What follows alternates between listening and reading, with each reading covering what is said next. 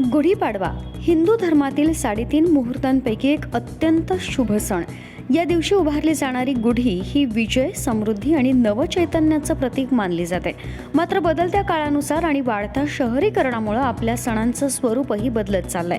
मोठ्या अंगणातील उंच गुढ्यांची जागा आता फ्लॅटच्या छोट्या खिडकींमधून दिसणाऱ्या लहान गुढ्यांनी घेतली आहे. याच पार्श्वभूमीवर नेरळ येथील 81 वर्षीय हौशी कलाकार अनंत कर्वे यांनी एक अनोखा उपक्रम हाती घेतलाय.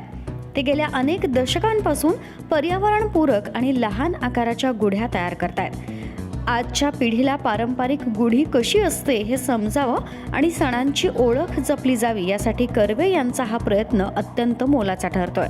ते गुढ्या तयार करताना टाकाऊ वस्तूंचा वापर करतात, जसं की बांधकामातील उरलेलं साहित्य, कापडाचे तुकडे, झाडूच्या काड्या, बांबू आणि मोती.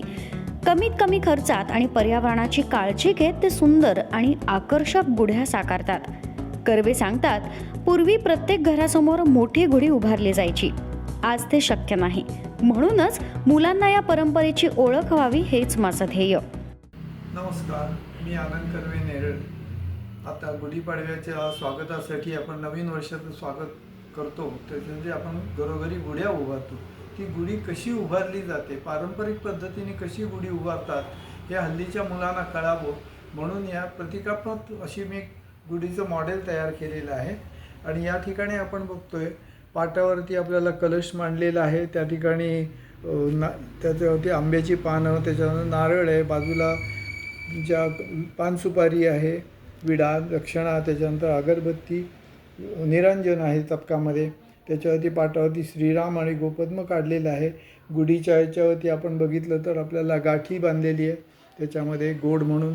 त्याच्यामध्ये याच्या मोत्याच्या माळा आहेत, फुलांच्या माळा असतात, वरती कडुलिंबू आहे, वरती कलश आहे. पुन्हा हे सगळं आत्ताच्या मुलांना माहीत व्हावं या दृष्टीने ही गुढी तयार केलेली आहे.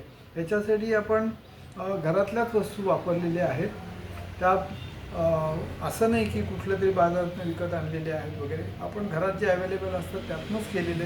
घरामध्ये अशा प्रकारचे आपल्याकडे कपड्याचे तुकडे पडलेले असतात, तर त्यातूनच आपण गुढीचे आकारमान दिलेलं आहे त्या गोष्टीला.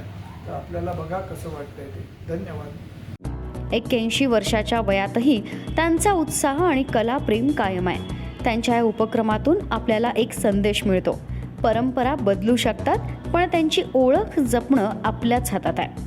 चला तर मग या गुढीपाडव्याला पर्यावरणपूरक गुढी उभारून आपल्या संस्कृतीला नवा अर्थ देऊया. मल्हार पवार, महाराष्ट्र न्यूज 24.